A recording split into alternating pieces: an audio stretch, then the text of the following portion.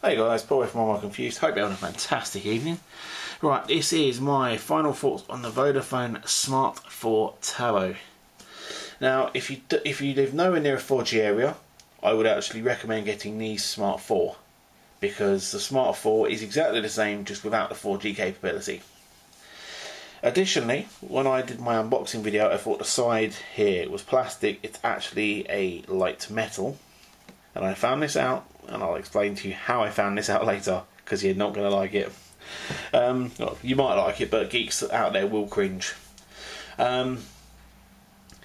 Software wise, it runs really well. It is as some of the modders to coin a phrase from some of the people in the modding scene, it is buttery smooth.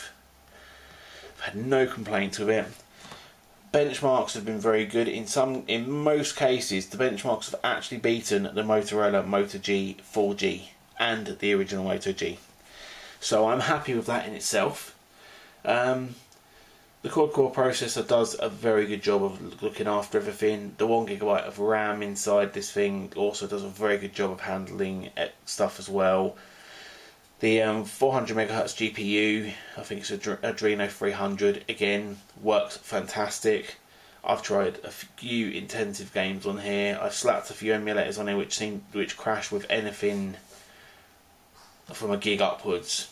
They don't seem to like anything lower than a gig, but then sometimes even crash with gigs, some of these, and this works perfectly with some of the emulators I've been using.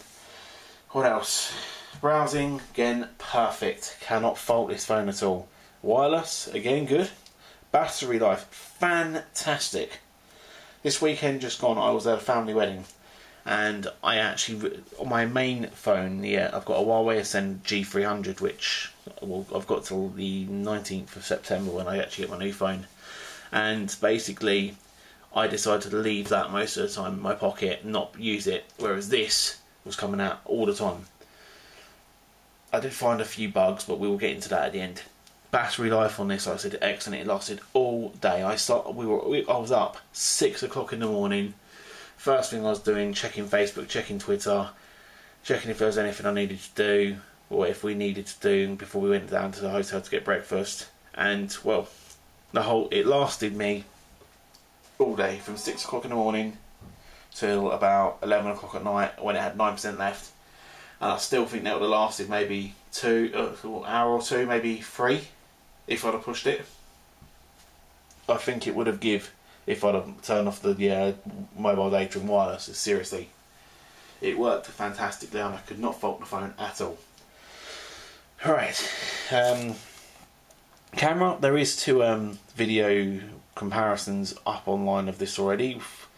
I use a reference point of the Luton Dunstable busway actually for this, so I just put the camera on the side of the bus, or hold the camera by the bus and just let the bus zoom down the road, because it's just a flat journey.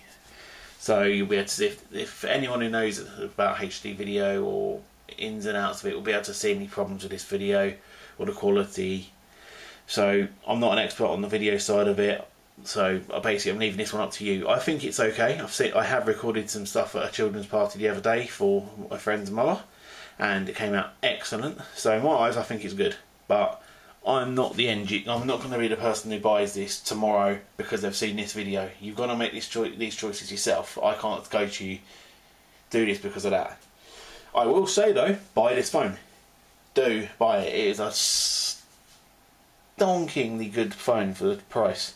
And yes, for what it's got inside there, it is very similar to the Motorola Moto G with 4G, but you've got in my eyes, a slightly better battery life from reading reviews on GSM Arena.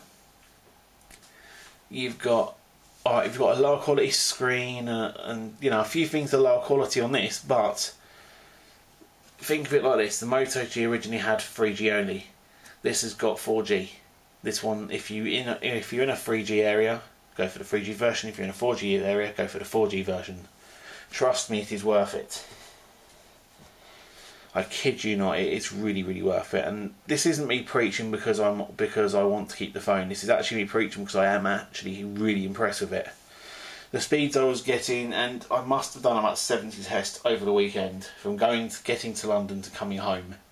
The average speed on 4G Vodafone was about 3.6 meg download and about 14.2 meg upload, which doesn't sound like a lot, but on a speed test the results could be skewed by the server you're running on, how long it's taken to get through the network and everything. So I'm not, I'm happy with the results, but they probably could be better.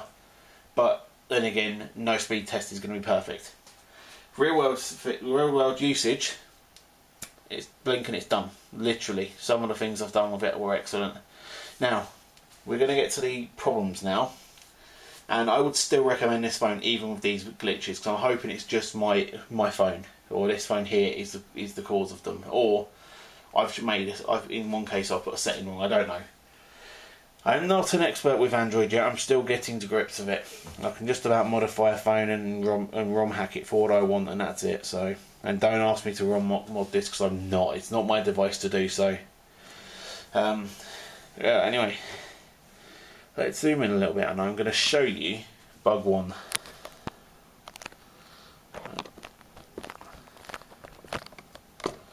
Oh, hello there. Thanks for visiting today. Right, swipe. As you can see, here's the home screen. We're going to go to Instagram. Now then, let's go back. Now here you go, you can see a picture that I actually took yesterday.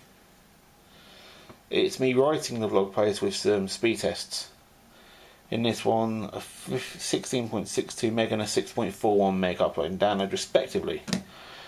Now I'm going to put Mayfair as the filter. This happens regardless of what you do filter wise, so don't think I'm just picking on this one filter. Press next.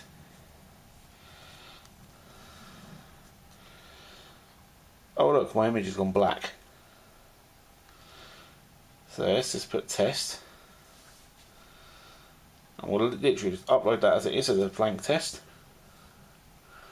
Lady Craft a lot, and there you go. The image I have just uploaded, you should sort of saw it, it's come up blank.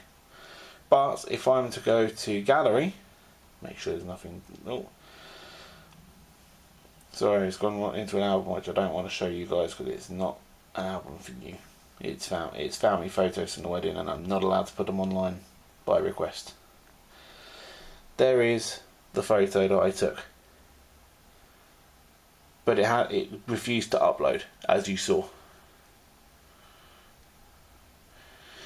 Second one is in the actual Google Play Store, which has fixed itself since, so it's probably just me not noticing this one, but I'm telling you this one because this is also something that can happen to any Android phone. And if you're not careful, or you're pay as you go, or you're on a low data contract, you can end up racking up big data bills without realising it, especially if you're reliant on Wi-Fi at home and you rarely use 3G. In the settings for Google Play, it will automatically update regardless of if you're on 3G, 4G, 2G or Wi-Fi, unless you set it to update over Wi-Fi only, or not update at all, or tell you when there's an update waiting. Now this is a good thing because obviously updates are good. For all we know, there could be a problem with a program and they've found a huge security hole. That's a good thing. But sometimes it's good to review your updates and stuff. This by default literally ran straight off and started updating without telling me. So anything I was setting up, actually it didn't slow it down, but it caused problems because I ended up having to reboot the phone a couple of times to get the updates to work. I think it's more the fact of where it had older software on there, it just didn't like it too much. So bear that in mind. But if you go into settings on Google Play Store to set it to update via Wi-Fi only, or notify me before updating, you then have more control over the phone in that way. Then the final one. Now this, I'm going to tell you, is probably more of a freak accident rather than anything, but it's going to highlight a slight weakness in the phone. Up here, I'm hoping this is going to come out in the light.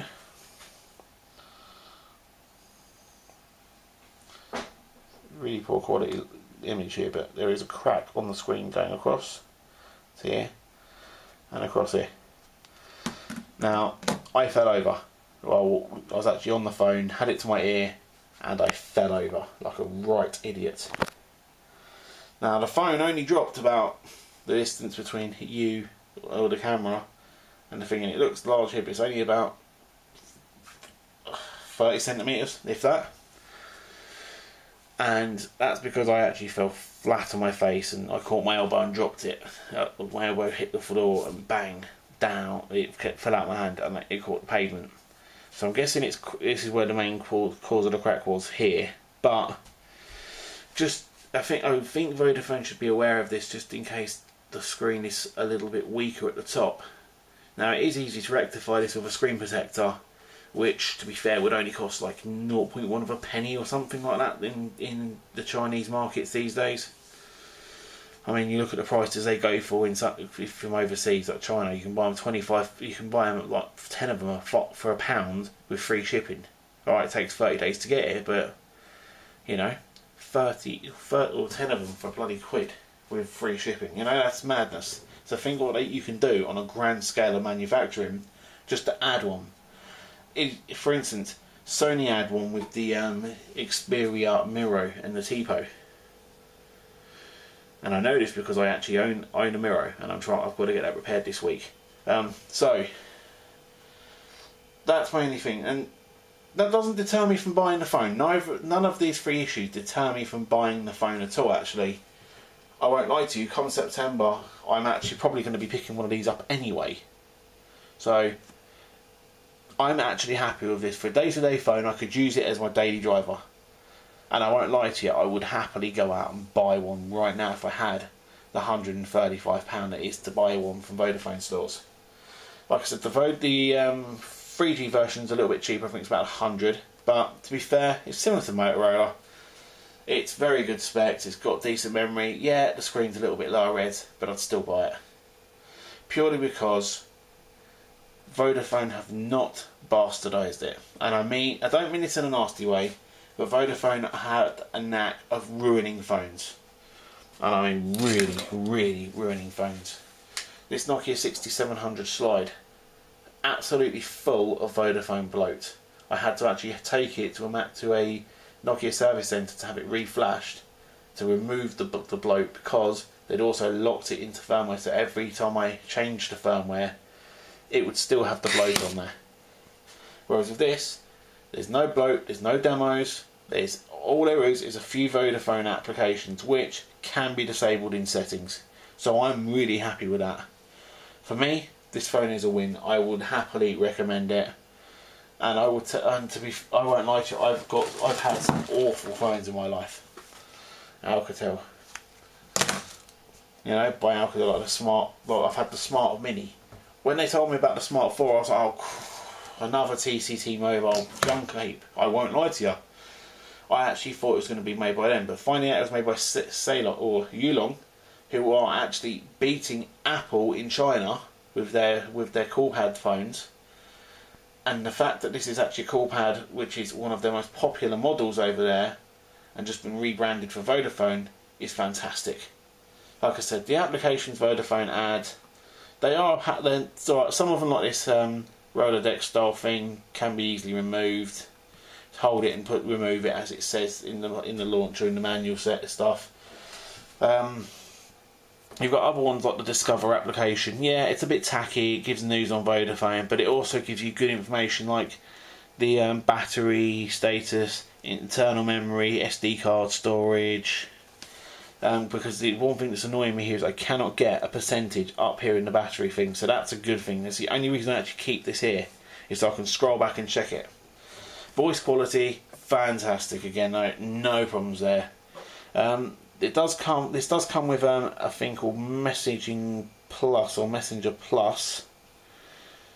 Or Message Plus. It's basically Vodafone's answer to text messaging and an all-in-one service, so you can get everything pulled into one thing easily without any hassle. I haven't tested this because I didn't get a chance to, because I don't actually know this device's mobile phone number or the SIM card number, because I don't know it. It's a review phone. I haven't had time to actually play with outside of it, but for what it's worth, the Vodafone programs on here are actually pretty useful, which does make a change for Vodafone. So well done, Vodafone. We do like that. I'll give you a thumbs up for that. And this is also one of the reasons I would recommend this. There's no sponsorship on it. There's not really any cut down price on it. It's subsidised. It's probably subsidised by a few quid. It's nothing major, so you know you're actually getting something they're happy to sell at a good price for what it is. Anyway, in short, I would recommend this phone. I'll give it about an 8 out of 10. Maybe a 9 out of 10 if they can fix the bugs. Anyway, this is Paul from I'm Well Confused. I am going, because this video has been 15 minutes long, and wowzers, that's long for me.